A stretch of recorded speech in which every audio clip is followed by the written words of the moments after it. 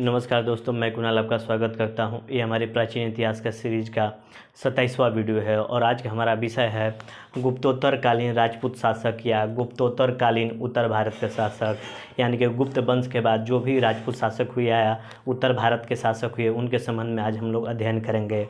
आगे बढ़ने से पहले हम लोग पीछे से थोड़ा सा रिवीजन कर लेंगे, इससे आने वाले इतिहास के कालखंड से कनेक्ट करने में आसानी होगी तथा हमारा इतिहास बहुत बेहतर होगा। तो आइए समझते हैं पीछे हम लोगों ने क्या क्या पढ़ा था। सबसे पहले हमने अपनी इतिहास की शुरुआत मिस्र की सभ्यता से की थी, जिसका समय काल 3500 BC से माना जाता है। दूसरा है हमारा मेसोपोटामिया की सभ्यता, जिसका समय काल 3200 BC से शुरुआत मानी जाती है। इसके बाद हम लोगों ने सिंधु घाटी सभ्यता का अध्ययन किया था, जिसका समय काल 2300 BC से लेकर 1700 BC माना जाता है। तथा उसके बाद हम लोगों ने वैदिक काल का अध्ययन किया था, जिसका समय काल 1500 BC से लेकर 600 BC के बीच में रहा है। इन दोनों सभ्यताओं के बीच में, इन दोनों कालों के बीच में 400 वर्षों का गैप रहा है, जिसका ऐतिहासिक साक्ष्य हमारे पास मौजूद नहीं है। बट इसको लिंक करने के लिए हम लोग लोथल की प्रांतीय संस्कृति या झूकर संस्कृति से जोड़कर देखते हैं। इसके बाद हम लोगों ने वैदिक काल के बाद हम लोगों ने पूर्व मौर्य काल का अध्ययन किया था, जिसका समय काल 320 BC से पहले का रहा है। उसके बाद हम लोगों ने बौद्ध और जैन धर्म का अध्ययन किया था तथा उसके बाद हम लोगों ने भारत के पहले साम्राज्य के रूप में मौर्य वंश का अध्ययन किया था, जिसका समय काल 320 BC से लेकर 184 BC के बीच में रहा है। तथा दूसरा सबसे बड़ा साम्राज्य गुप्त वंश को हमने अध्ययन किया, जिसका समय काल 320 AD से लेकर 500 AD के बीच में रहा है। AD आप लोग ध्यान रखिएगा, ये BC रहा। तो हम लोग 500 AD तक का इतिहास अभी तक पहुँच चुके हैं। इन दोनों कालों के बीच में स्थानीय और विदेशी शासक शासन किए। इस बीच में कोई बड़ा साम्राज्य नहीं था, तो छोटे छोटे स्थानीय या विदेशी शासकों ने शासन किया, जिसमें शक, कुषाण, सातवाहन, शुंग, कन्नौ और बैक्ट्रियन आते हैं। अब तक हम लोगों ने 500 AD तक का अपना इतिहास पढ़ चुके हैं और हमारा समय काल 500 AD तक पहुंच गया है। अब 500 AD के बाद से हम लोग अपने इतिहास का अध्ययन की शुरुआत करेंगे। तो देखते हैं आते हैं। जैसे ही गुप्त वंश कमज़ोर हुआ, उसके बाद दिल्ली से 150 किलोमीटर की दूरी पर वो स्थानेश्वर, जो कि आज वर्तमान में हरियाणा में है, जिसे थानेश्वर के नाम से जाना जाता है, वहाँ पर वर्धन वंश का उदय हुआ। इसके साथ साथ अन्य छोटे छोटे राज्यों का भी उदय हुआ। तो आइए हम लोग समझते हैं उस समय काल में कौन कौन से छोटे छोटे और मुख्य राजवंश उदय हुए। तो सबसे पहले अपना है वर्धन वंश का उदय। ठीक है, इसको अंतिम हिंदू साम्राज्य माना जाता है, इसको ध्यान रखिएगा, अंतिम हिंदू साम्राज्य। तथा इसके प्रमुख शासक के रूप में, प्रसिद्ध शासक या प्रमुख शासक के रूप में हर्षवर्धन को जानते हैं, जिन्हें अंतिम हिंदू सम्राट कहा जाता है, जिनका समय काल 606 AD से लेकर 646 AD के बीच में रहा है। इन्होंने 40 वर्षों तक शासन किया, बड़ा ही प्रमुख है, आप लोग ध्यान रखेंगे। किंतु इस वंश के संस्थापक के रूप में प्रभाकर वर्धन के रूप में जाना जाता है, इसको याद कर लीजिएगा, वर्धन वंश के रूप में। किंतु ये जो वंश था ये 100 AD के आसपास भी मौजूद था, किंतु उतने प्रचलन में नहीं था। तथा इसके प्रमुख शासकों में इनके रूप में पुष्पभूति को जाना जाता है, तो इसलिए इसे पुष्पभूति वंश के नाम से भी जाना जाता है। किंतु आप लोग वर्धन वंश से ध्यान रखिएगा, ये 100 AD के आसपास भी मौजूद था। ठीक है, तो आइए थोड़ा सा इस साम्राज्य के बारे में थोड़ा सा गहराई में अध्ययन करते हैं। गुप्त साम्राज्य के पतन के बाद कन्नौज क्षेत्र में स्थानेश्वर वंश, हमने बताया कि दिल्ली से 150 किलोमीटर दूरी, जो आज वर्तमान में हरियाणा में है, थानेश्वर, जो कि वहाँ पर स्थानेश्वर बोलते हैं या थानेश्वर बोलते हैं, वहाँ स्थानेश्वर राजवंश का उदय हुआ था। यहीं आगे चलकर कन्नौज से क्या संबंध होता है, अभी मैं उसको डिटेल बताता हूँ। ठीक है, अब एक छोटी सी कहानी है, थोड़ा सा सुनिए, थोड़ा सा लिंक करने में आसानी होगी। हर्षवर्धन की बहन होती है राजश्री और इनका विवाह होता है कन्नौज के राजकुमार से, राजा से। कन्नौज के राजा एक युद्ध में मारे जाते हैं। इस वजह से क्या हुआ कि उस समय सती प्रथा का प्रचलन था और राजश्री सती होने जा रही थी, किंतु हर्षवर्धन जो इनके राजश्री के भाई थे, इन्होंने बचाया और अपनी हर्षवर्धन ने कन्नौज पर आक्रमण कर फिर से कन्नौज को जीत लिया। उसके बाद ये ऐसा होता है कि राजश्री का कोई पुत्र नहीं होता है, तो इस वजह से हर्षवर्धन कन्नौज को अपने राज साम्राज्य में मिला लेता है और अपनी राजधानी वहीं स्थापित कर लेता है। तो इसने अपने राजधानी, हर्षवर्धन ने अपनी राजधानी कन्नौज स्थापित किया, जो इससे पहले थानेश्वर थी, हरियाणा में थी। तो ये छोटी सी कहानी थी, तो आप लोग थोड़ी इनकी बहन का नाम राजश्री याद रखिएगा। ठीक है, और पहली राजधानी थानेश्वर रहे थी, तथा दूसरी राजधानी बाद में चल के आगे हुई कन्नौज। ठीक है, तो ये लोग थोड़ा सा प्रीलिम्स के दृष्टि से थोड़ा ध्यान रखिएगा। ठीक है, हम लोग जीएस स्तर पर इन राज्यों के संबंध में अध्ययन करेंगे क्योंकि ये ज़्यादा इंपॉर्टेंट नहीं है। कुछ कुछ जो इंपॉर्टेंट है प्रीलिम्स के हिसाब से मैं उसके बारे में आपको बताता चलूँगा। ठीक है,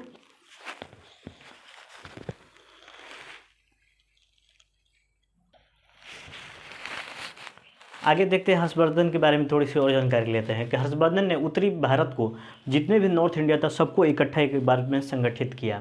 उसके बाद हर्षवर्धन आरंभ में हिंदू था, बाद में बौद्ध हो गया। तो आप लोग इसे थोड़ा ध्यान रखिएगा, प्रीलिम्स की दृष्टि से इंपॉर्टेंट है।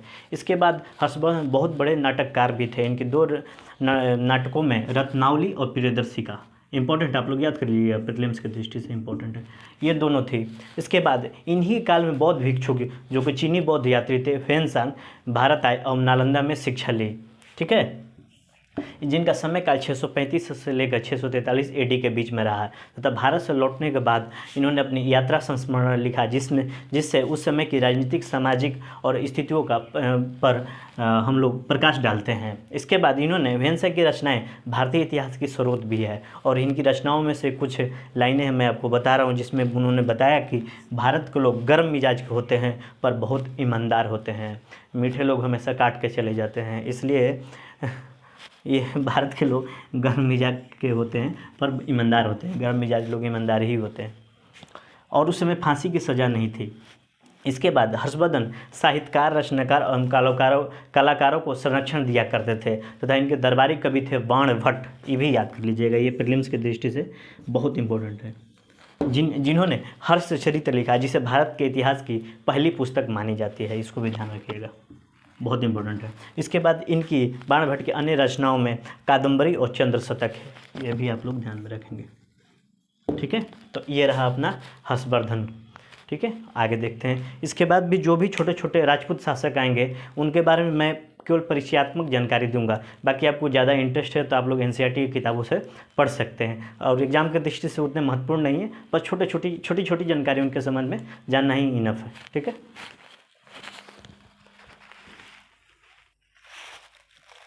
थोड़े से राजपूत शासकों के संबंध में थोड़ा अध्ययन करते हैं। जैसे हमने देखा कि हर्षवर्धन के पश्चात पश्चिमी और मध्य भारत में राजपूत एक शक्तिशाली बल के रूप में उभरे। ये 800 से लेकर 1200 एडी के बीच में अपनी स्वतंत्रता बनाए रखने के लिए संघर्ष करते रहे।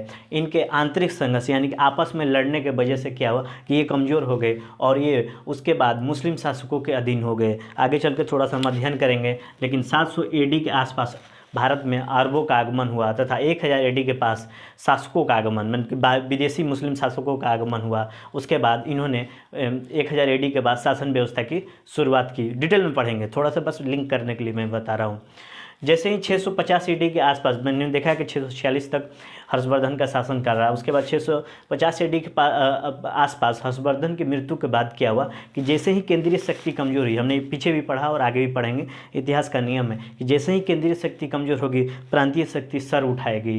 तो उसी में क्या हुआ कि जैसे ही केंद्रीय शक्ति कमजोर हुई 7वीं शताब्दी के आसपास लगभग उत्तर भारत, पश्चिमी भारत तथा उत्तर पश्चिम भारत में सामंत उभरे और ये सामंत अपने अपने राज्य स्थापित किया। यह सिलसिला 650 से लेकर 1150 एडी तक चलता रहा।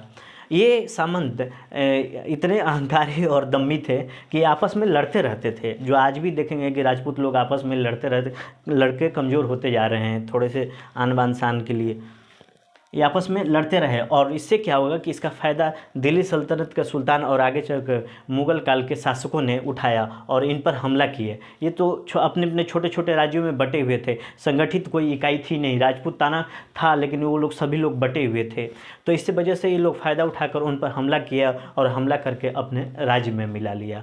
तो देखते हैं कौन कौन से छोटे छोटे राजवंश थे राजपूत शासक के अंतर्गत, उसका अध्ययन करते हैं।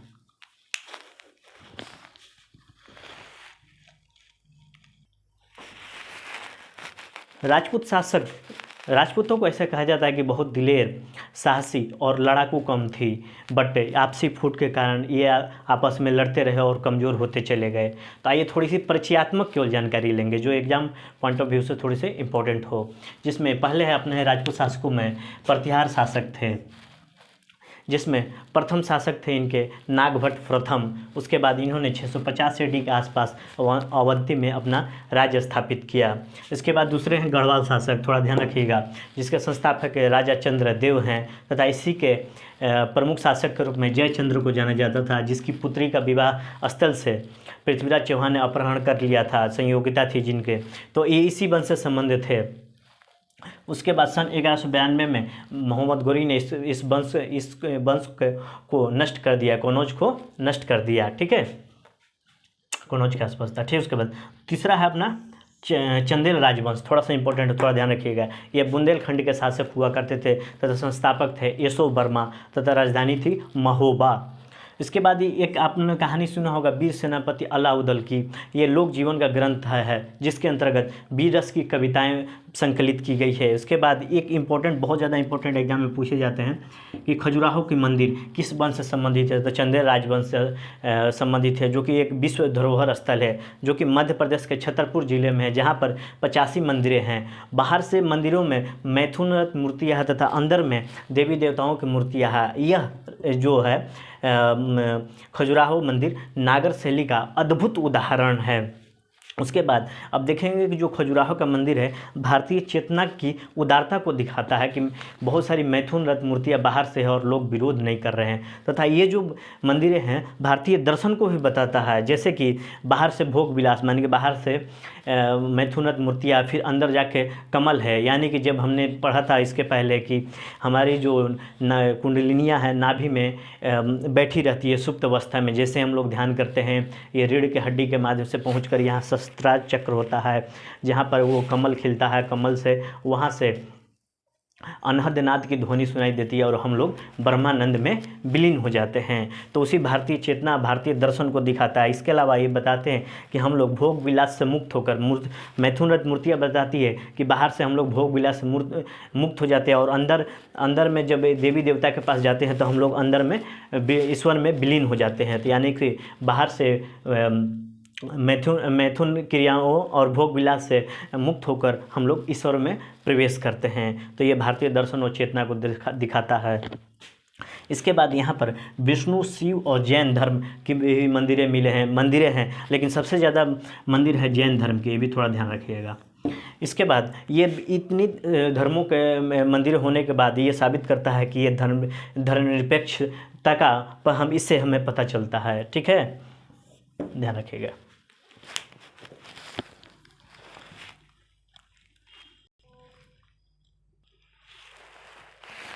राजपूत शासकों में अगला है अपना भोज शासक, जो कि वर्तमान में अपना जो भोपाल शहर है इन्हीं के नाम पर पड़ा था, तथा भोज शासकों की राजधानी धार थी।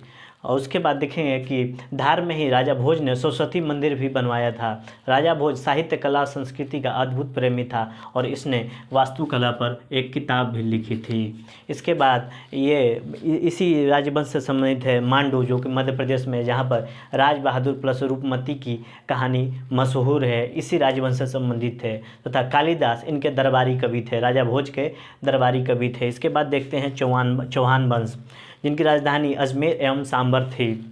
इसके बाद इन्होंने दिल्ली एवं आगरा में शासन किया तथा प्रमुख शासकों में विग्रह राज चतुर्थ एवं पृथ्वीराज चौहान प्रमुख शासक थे, जो कि पृथ्वीराज चौहान शब्दभेदी बाण चलाने में दक्ष थे।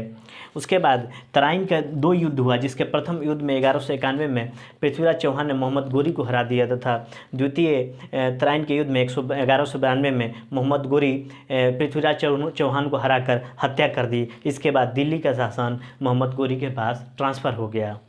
आगे देखते हैं। राजपूत शासकों में अगला है हमारा मेवाड़ के शासक, जिनके संस्थापक थे गुहादत्तन तथा मेवाड़ की राजधानी चित्तौड़ थी। इसके बाद इसके एक कहानी आपने सुना होगा पद्मावत की, जिसके अंतर्गत राजा रावल रतन सिंह पद्मावती तथा अलाउद्दीन की कहानी मशहूर है। पद्मावत मलिक मोहम्मद जैसी की लिखी गई है, जो कि अवधी भाषा में इन्होंने लिखा था, जिसके अंतर्गत सूफी परंपरा सिद्धांत को काव्यात्मक रूप में प्रस्तुत किया गया, पोएट्री फॉर्म में प्रस्तुत किया गया है। तथा इसका प्रमुख शासकों में राणा संगा और महाराणा प्रताप प्रमुख थे, जो महाराणा प्रताप वही हैं जो हल्दीघाटी का युद्ध जिनसे संबंधित है, जो अकबर के बीच में, दोनों के बीच में लड़ा गया था। इसके बाद राणा कुंभा ने अलाउद्दीन खिलजी को हराया था, याद रखिएगा, बड़ा इंपॉर्टेंट है ये। उसके बाद विजय को मनाने के लिए इन्होंने चित्तौड़ में विजय स्तंभ बनवाया था, ये भी ध्यान रखिएगा, ठीक है। इसके बाद हम देखते हैं कि राजपूत शासकों की क्या क्या विशेषता थी। ये क्षत्रिय वंश से संबंधित थे, ये शौर्य एवं वीरता को महत्व दिया करते थे तथा वचन के पक्के हुआ करते थे, ठीक है। उसके बाद अतिथि सत्कार, चाहे वो दुश्मन ही क्यों नहीं हो, अतिथियों का सत्कार किया करते थे। उसके बाद ये लोग दूसरे जात में विवाह नहीं किया करते थे, ये सेम कास्ट में यानी विजातीय विवाह नहीं करते थे, अपने ही कास्ट में विवाह करते थे। महिलाएं जो थी इनकी संकीर्णताओं में रहती थी, बट आज कुछ लिबरल हुए हैं। उसके बाद इन्होंने किले और मंदिरें बनवाई। इसके अलावा इनके समय में देखा था कि खजुराहो में चंदेल शासकों ने बनवाया था। सूर्य मंदिर के बारे में अध्ययन करेंगे थोड़े से। सूर्य मंदिर कोणार्क उड़ीसा में है, थोड़ा इंपॉर्टेंट है, आप लोग ध्यान रखिएगा। ये गंग वंश के शासक नरसिंहदेव ने करवाया था तथा इसके ये रथ है, यहाँ पर 12 जो चक्र और 7 घोड़े हैं जो कि सूर्यदेव से संबंधित है, ठीक है। ये सूर्य मंदिर है। इसके बाद जगन्नाथ मंदिर पूरी उड़ीसा में ही है तथा कृष्ण के रूप में जगन्नाथ भगवान को रूप में को दर्शाया गया है तथा 4 धामों में से एक है, याद रखिएगा। ये 1160 AD के आसपास इंद्र द्वियम ने बनवाया था इसको। इसके बाद दिलवाड़ा का मंदिर, जैन मंदिर, जो कि माउंट आबू राजस्थान में है, ये एक जैन मंदिर है जहाँ पर 5 तीर्थंकरों की मूर्तियाँ हैं। इसके बाद 11 से 13वीं सदी में इसको बनाया गया था तथा इसको बनाने के लिए संगमरमर का उपयोग किया गया था। वर्तमान में ब्रह्मा कुमारी जी का जो कि एक मेडिटेशन सेंटर है, उसका हेड क्वार्टर यहीं पर है। तो ये रही अपने प्रमुख गुप्तोत्तरकालीन राजपूत शासक या उत्तर भारतीय शासक, ठीक है। आज भर के लिए इतना ही। आपके सहयोग के लिए धन्यवाद। नमस्कार, जय हिंद।